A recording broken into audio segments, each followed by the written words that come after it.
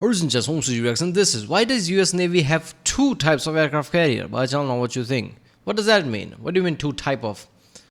I thought like the new Gerald R4 one is literally the better version of the previous one. Are you saying that two different version that has two different jobs? What the fuck, man? I thought aircraft carriers all have same job. Like usually aircraft carriers is like the flagship ship, right? Where the chain of command is there, and I'm pretty sure that's the case because it's a humongous ship. It has planes on it. It's like it's literally Navy equivalent of like I don't know Swiss knife or something, right? It has planes. It is obviously a naval ship. It can do a lot of jobs. So I don't know. I didn't know there was two. So this is gonna be very interesting for me. I like know what you think, channel, because topics like this, like I never heard of, like what the fuck. And YouTube is getting better and better at this. This was literally the first video YouTube recommended to me, basically. And I've been finding out that when YouTube recommends me the video at the top 3 video, I usually is like, oh, I like to watch that, which is like I don't think that was the case like 5-6 years ago. So yeah, AI is getting better and better. Algorithm AI. So yeah, that's what it's on. Remember, if you like don't forget to subscribe so that way I know which type of videos to do tomorrow. I've been watching a lot of videos like this, so if you haven't seen those, check out the link in the description or in the end of the video end card. That's the best way to do it. I have Instagram too if you want to follow me. Twitter, I have a Twitter link basically where I put like video links because sometimes YouTube notifications sometimes it gets sent, sometimes it doesn't. I don't know. I just posted a video from Task and Purpose about U.S. Marines plans to combat China or something. Notification wasn't sent for that for some reason, but yeah, that was interesting. Marines are crazy, right? And what they're planning is really interesting. So let's watch this one. Size matters. I'm not saying bigger is better, but you definitely get more bush if you got a bigger trunk. And when it comes to the military, the single largest and heaviest piece of equipment is an aircraft carrier. Size is one of the determining factors in how seriously we take an aircraft carrier. And even though technically the US Navy only has 11 aircraft carriers, there are another 9 aircraft carrying ships in the US Navy. It's just that they go by a different name. They are called amphibious assault ships, and as you can tell by the name, they are very different. The one he went to, right? Yeah, he went to the amphibious assault ship. Did it have like runway? Yeah, it has some form of runway. I saw like they land some Chinooks on it or something like that. From the traditional supercarriers. So this is for the United Marines. States has 2 different types of aircraft carriers. Why those carriers are used by separate branches of the military. The reason they rarely work together, and why doubling the size of a ship does not double its volume is not what you think. Take a look at these 2 carriers side by side. I mean, it's decently sized compared to this one. I mean, come on, that's like decently sized thing, right? Oh my god. Obviously, one is for the Marine, one is for the Navy. Yeah, okay. At a glance, one is obviously bigger than the other. But the question is, how much bigger, and what difference does that make? On average, American supercarriers are 1,092 feet long, while amphibious assault ships are typically around 850 feet long. I mean, not that far off. That difference may not seem that significant when measuring flight decks, but it says a lot about the intended function of each ship. For example, the amphibious assault ships use their decks more like a landing pad than a runway. Oh my god, F-35s. Oh, this is so insane. How many applications are going to be there for F-35? Seriously, I'm guessing the friction between China is going to happen. So the Marines basically using this kind of like a aircraft carrier where they can land F-35s. Yeah, I'm guessing F-18s are going to put in the like back, because if this happens, like probably F-22 and F-35s are going to be used rather than F-18s. Which means only aircraft capable of vertical takeoff and landing, such as the F-35B, AV-8B Harrier, V-22 Osprey, and other helicopters can operate on these vessels. Osprey's insane. It's for this reason that the official designation of these ships is LHD or LHA, which stands for Landing Helicopter Dock or Landing Helicopter Assault. When the aviation wing of these ships perform a mission, it's to provide short-term support to smaller landing craft and ground forces nearby, since helicopters and Harriers do not have the range to maintain constant airspace dominance. This is in direct contrast to how the US Navy uses its supercarriers. A Nimitz or Ford-class carrier is more like a floating airport than a ship. That extra length of deck space allows supercarriers to launch heavier, fixed-wing aircraft like the F-18 Hornet and the E-2 Hawkeye. In addition, See, this Ford class, Nimitz class are so powerful. Obviously, like I saw the video. Was it from this channel? I don't know. I'm pretty sure it was from this channel. I don't know. Remember that. But yeah, they can basically power a city if need be. If they're like docked in some city, they're gonna help around basically. They can help around the places. They can power the city if need be. They can help a lot of things, which is like very interesting to see. Like military's job is to do military things, but when they are like needed in civilian areas, they're always there, which is like okay. And if let's just say post-apocalyptic shit does happen, somehow nukes do get dropped, this like aircraft carriers, big ass like in the Ford class and things like that would be like a survival hub in a way. I mean that's the concept of like in Fallout, right? Fallout's I forgot the name. Enclave, yeah, Enclave. That's their whole thing, that they were on scene on the aircraft carrier and something, and they survived. The president, everybody survived. That was the whole thing, right? to aircraft launched by amphibious assault ships. These heavier airplanes serve important missions related to maintaining air dominance, performing reconnaissance and electronic warfare in contested airspaces, as well as providing continuous support to ground forces, which further reinforces the long-term nature of supercarrier missions. But it's not just what's on the surface of these ships that matters. You see, the length of a ship directly impacts its most important physical property, volume. The sheer difference in volume between supercarriers and LHDs is so great that it impacts every aspect of their mission. Take, for example, the fact that the larger a ship is, the more easily it moves through the water. This may seem counterintuitive, but it's due to something known as the square-cube law. Basically, when increasing the dimensions of an object, its volume always increases much faster than its surface area. Yeah, tenfolds, right? If you like increase the surface area tenfolds, I think the volume is supposed to go 100 folds or something. I don't know exactly, but something like that. It's like very, very, very high, right? I think if you let's just say a diameter of like let's just say 16 whatever centimeter, inches, whatever you say, of a ball, you want to like double the volume of it. I think it's gonna be something like 18 or 19, not 32. Basically something like that. So yeah. This is why doubling the size of a ship doesn't double its volume. It increases it 8-fold. When ships are scaled up in size, their volume, which determines their displacement or buoyancy, increases faster than their surface area, which determines the resistance or friction experienced in the water. This is why, even though the difference in ship length between the supercarriers and the LHD is only 340 feet, the overall difference in volume makes the supercarriers far more efficient at moving through water as it experiences less surface friction proportional to its volume. This results in greater fuel and energy efficiency for larger ships. But it also means that the amount of aviation fuel and supplies that the ships carry would increase exponentially. This significantly extends the mission duration for a carrier and its air wing before the need for underway replenishment. Take into consideration that all of the bombs, missiles, and other weapons carried by combat aircraft are stored in the magazines deep within a carrier's hull for protection. With the difference in volume, the supercarrier can carry about 375,000 cubic feet of ordnance, while amphibious assault ships are maxed out at only 16,000 cubic feet. Ooh, that's a major difference, right? I mean, one thing I realize about Marines is that their whole job is like, they become like, the criticism of like they become a second army, which is like an issue. Like they're not supposed to be there, right? They're supposed to be like amphibious assault, like skirmishes type of way. I don't know, small impact here and there. It's like they're not supposed to be the larger army, like how army is and how navy is, right? Marine's supposed to be very specific.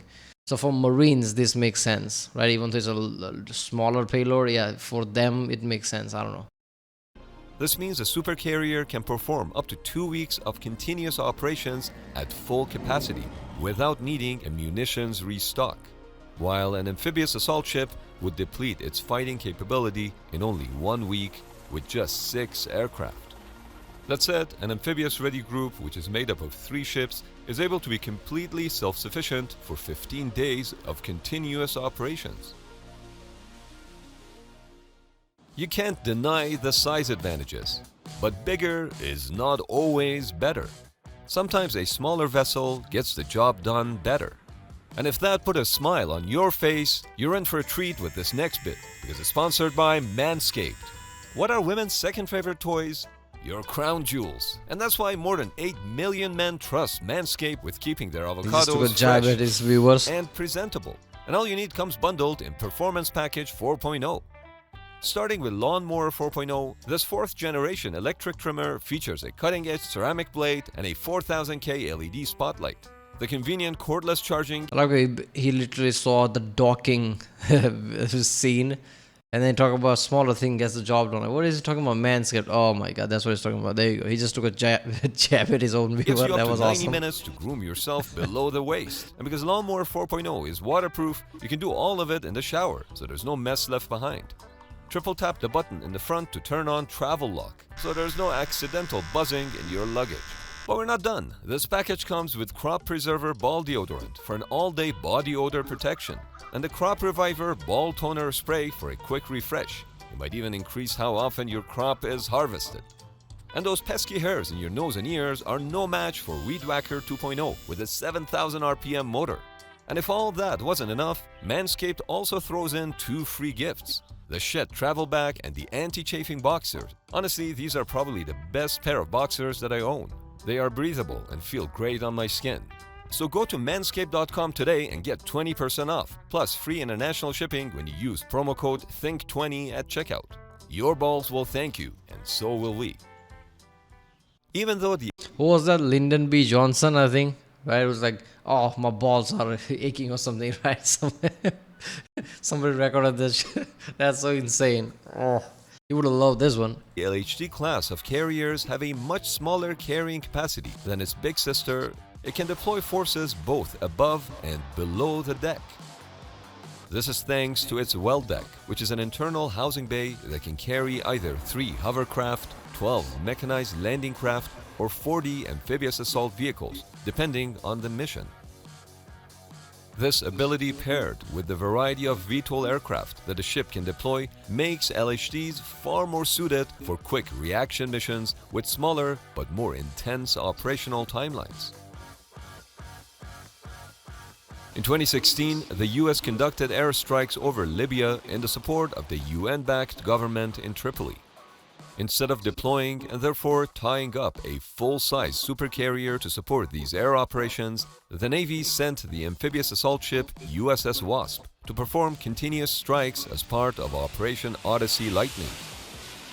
This turned out to be a cost-effective solution, where using a smaller ship for a smaller operation made sense. I mean, yeah. But even with the ability to deploy That is like US's flex for logistics. They know what to use, when to use, and how to use, basically. So that kind of makes sense. VTOL aircraft, the LHD class of ships was never intended to serve as aircraft carriers, despite having landing decks. Their primary task is to transport and support marine expeditionary units in large enough quantities to perform a successful landing and secure a beachhead. Marine expeditionary units are like the Swiss Army knife of the US military. They are quick reaction forces that can handle anything, anywhere, anytime, from humanitarian missions after natural disasters to keeping an adversary occupied long enough for the US Army or Air Force to mobilize and respond. For example, when the US forces were deployed to Kabul for the withdrawal from Afghanistan, the first 2 battalions to show up were Marines. I mean, yeah. LHDs are thus not suited for long. I mean, US is like North America. Basically, only 2 countries are like bordering it, like Mexico and Canada. So whenever US has to do anything, it will be overseas. That's the whole thing. So Marines will always be important. Amphibious assault will always be important whenever so whenever any war happens, like let's just say with China or any other country, right, there will be amphibious assault. Long-term operations far from shore. meaning they cater much closer to the mission of the US Marine Corps as opposed to that of the US Navy. Because of this, even though the ship is operated by the Navy, the majority of the over 2,700 personnel aboard are actually Marines, and only a small fraction are sailors. This means that even though the Navy owns the ship, it's the Marine Corps that specializes in using it, and all of the pilots on board are Marines, not sailors. This makes amphibious assault ships more like a floating marine base, rather than the traditional floating airport that supercarriers are known for. Due to the differences in design and functionality, we also rarely ever see supercarriers and LHDs on patrol together. When a supercarrier travels, it never goes alone. It always has a complement of cruisers and destroyers around to protect it, as well as a submarine attached to patrol. Spoiler alert, the US Navy is getting rid of its cruisers, which are responsible for controlling the airspace around the carrier strike group. Destroyers will be taking over that role in the coming years. Makes sense. Supercarriers also almost always perform underway replenishment. Yeah, basically like destroyers and cruisers, and a lot of boat categories are getting blurred with how many, with the size and job any of those boats can do. So it makes sense like how cruisers would be thing of past and destroyers are taking its place, I guess. To ensure they never have to risk stopping at a port for supplies. This operational model means that supercarriers act as a whole fleet command center with an admiral on board who commands the surrounding ships in the strike group. This directly contrasts the way LHDs travel, since they function independently and are more focused on transporting a marine unit from point A to point B. When an LHD arrives at its destination, it will often resupply at a nearby port as opposed to replenishment at sea, even though they do have that option for longer missions. So if Yeah, it does make sense. Like this is basically marine ship that has like air flight capabilities where you can land a plane and helicopter. That's it. Otherwise, it's an amphibious assault ship. Aircraft carriers are literally the command center. They are the thing of its own, right? They have immense power, immense capabilities, a lot of payload, a lot of jets and everything. It's a main command center of the fleet. It's a whole thing. Or we are sending a fleet. They are sending the super carriers. So in that way, it's different. If amphibious assault ships are meant for projecting land forces, and supercarriers are meant for projecting air power, why do the two get compared so often? Well, the reason for the confusion is because of the latest addition to the US Navy's fleet of amphibious assault ships, the America-class Landing Helicopter Assault Ship, or LHA, which introduced two major changes, first of which was their size. With a displacement of about 45,000 tons, America-class LHAs have a bigger displacement than the French aircraft carrier Charles de Gaulle. In addition to their larger size, two of the America-class LHAs were optimized for flight operations, and to do that, their well deck was omitted in order to allow more room for aircraft, their spare parts, weapons, and their fuel. How is that amphibious then? America-class LHAs put more focus on accommodating even more aircraft than their predecessors. These ships are I mean, you're like cutting off amphibious element from the marine ship, isn't it? Like you need that like below thing where you can like ship can enter, things like that. I don't know. Yeah, and with the like current, like 2030 project, whatever Marines are doing, where they're making it smaller and smaller, more skirmishes, guerrilla warfare type tactics. How is this gonna fit in? currently being built with a focus on carrying F-35B Lightning aircraft as their main combat component, earning them the nickname of Lightning Carriers. Yeah. But with these new LHA ships blurring the line between assault ships and traditional that's way too aircraft fast. carriers, it makes you wonder, why Whoa! have both LHAs and supercarriers That was way too fast, man. And it's just like obviously cables and everything stopped it. Like, imagine the pilot, like, how much like G-force it would, like feel as soon as it stops, right? Like, I had some decent cars with a decent braking, and I remember like braking really hard and just feeling everything just getting pulled in front. Like, what the fuck? And that's like nothing compared to this one.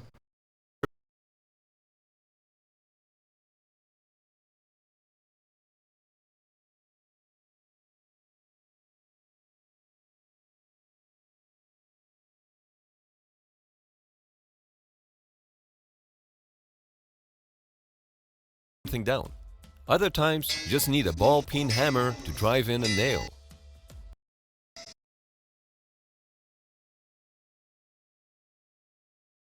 Damn, Google alarm is weird. With